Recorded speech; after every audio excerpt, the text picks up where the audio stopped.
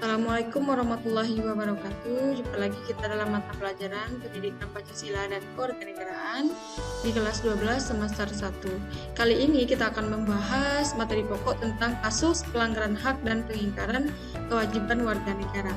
Adapun tujuan dari pembelajaran ini, setelah mengikuti proses pembelajaran ini, peserta didik diharapkan dapat mengidentifikasi bentuk kasus pelanggaran hak dan pengingkaran kewajiban warga negara. Setelah mengikuti proses pembelajaran ini, peserta didik diharapkan dapat menganalisis tentang kasus pelanggaran hak dan pengingkaran kewajiban warga negara.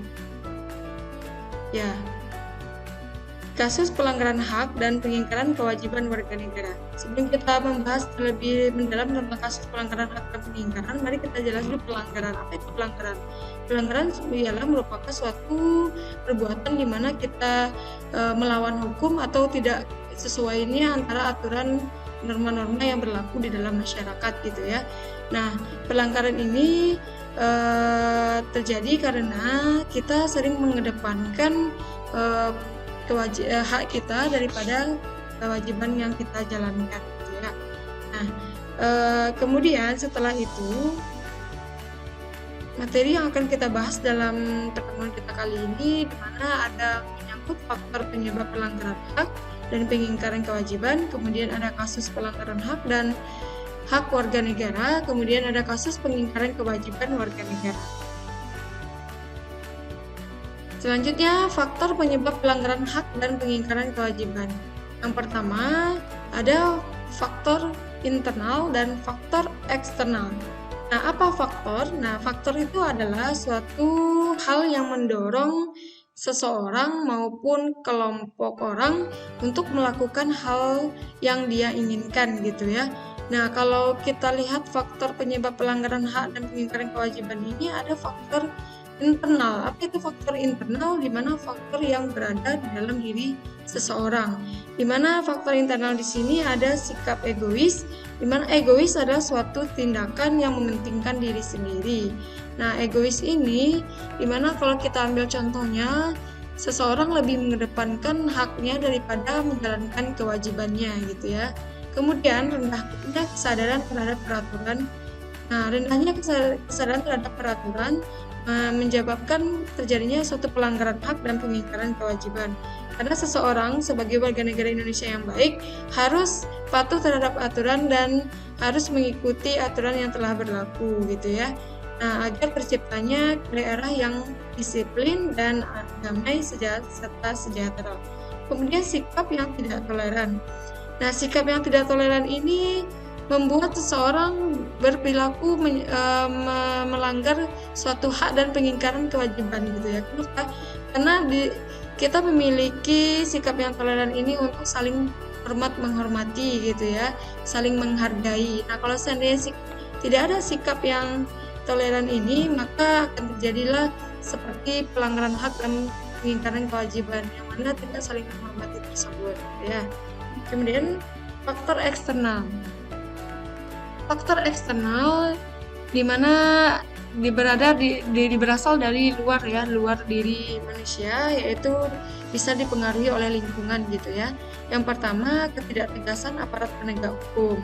Nah, ketidaktegasan aparat penegak hukum ini mengakibatkan banyak terjadi kasus pelanggaran gitu ya dan pengingkaran kewajiban, yang mana ketidaktegasan aparat penegak hukum dalam menjatuhkan sanksi bagi pelanggar hukum sehingga tidak memberikan efek jera kepada yang melanggarnya. Kemudian adanya kesempatan. Nah, adanya kesempatan ini biasanya keseringan mendapatkan adanya kesempatan, maka seseorang selalu melakukan pelanggaran gitu ya. Minimnya sosialisasi peraturan dari pemerintah. Nah, kita sebagai warga negara memang memiliki hak untuk diberikan sosialisasi peraturan oleh pemerintah, dan itu merupakan kewajiban bagi pemerintah. Kemudian penyalahgunaan kekuasaan. Nah, penyalahgunaan kekuasaan baik itu dari segi pemerintah, pejabat negara kepada masyarakatnya.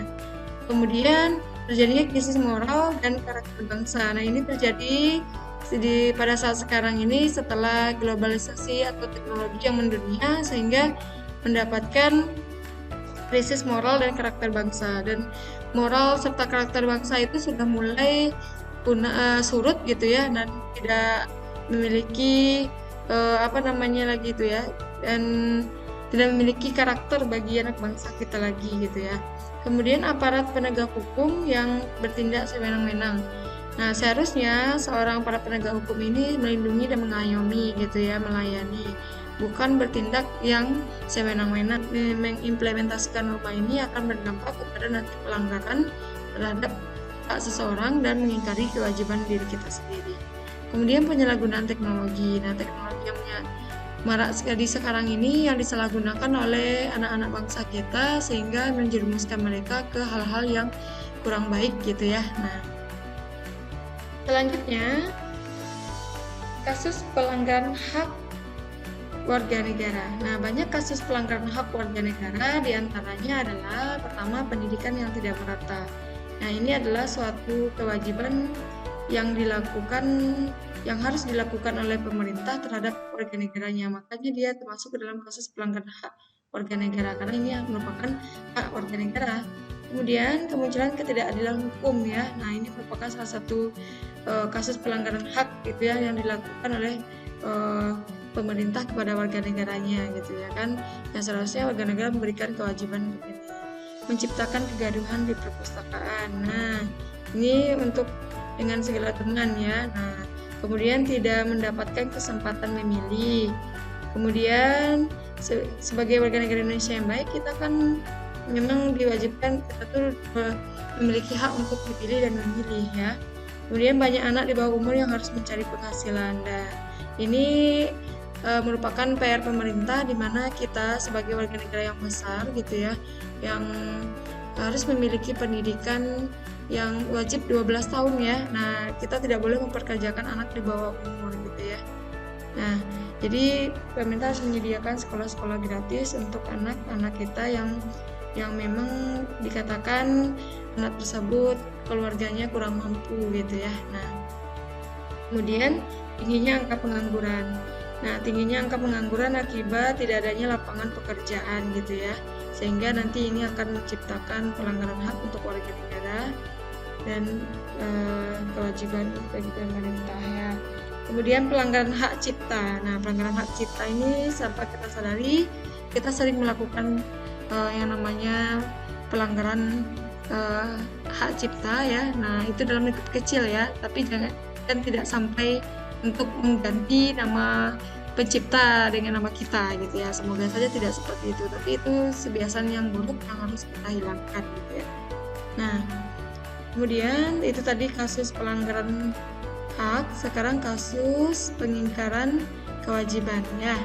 Nah, ada apa-apa saja kasus pengingkaran kewajiban? Yang pertama ada melanggar aturan lalu lintas. Nah, ini aturan lalu lintas ini sering kita langgar pasti ya. Banyak ya di warga negara Indonesia yang tidak menyadari bahwasanya aturan lalu lintas itu perlu gitu ya, karena kebiasaan mereka melanggar akhirnya menjadi satu kebiasaan gitu ya. Nah, jadi melanggar aturan lalu lintas adalah hal yang kecil ya yang harus kita biasakan dengan tidak melanggarnya. Nah, jadi sehingga nanti masyarakat Indonesia ini menjadi aman gitu ya, tertib gitu ya, dan tidak terjadi suatu kecelakaan. Kemudian menghindari tugas menjaga keamanan lingkungan itu merupakan salah satu pengingkaran kewajiban ya. Nah, kita menghindari tugas menjaga keamanan lingkungan padahal kita sebagai warga setempat ya harus memiliki kewajiban untuk menjaga keamanan lingkungan kita gitu ya. Kemudian unjuk rasa yang berakhir ricuh. Nah, unjuk rasa ini diperbolehkan di Indonesia tapi dengan ketentuan syarat yang berlaku di mana harus mendapatkan izin dari pihak yang berwenang dan mengikuti tata cara aturan unjuk rasa yang baik gitu ya. Jangan sampai berakhir ricuh yang menyebabkan merugikan kita, warga negara, masyarakat maupun pemerintah gitu ya.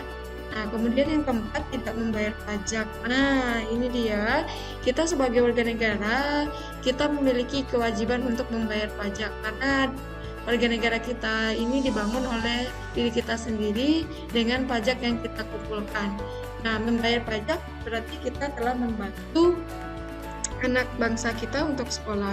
Dengan membayar pajak, kita telah membantu membangun infrastruktur suatu negara kita. Dengan membayar pajak, nanti kita sudah membantu yang namanya anak bangsa kita sehat, dan dengan membayar pajaklah kita bisa membangun sebuah negara kita ini. Maka ada slogan dengan pajak kita berpijak gitu ya. Oke. Baik, mungkin hanya itu pertemuan kita kali ini materinya ya. Nah, jadi semoga bermanfaat dan dapat diimplementasikan dengan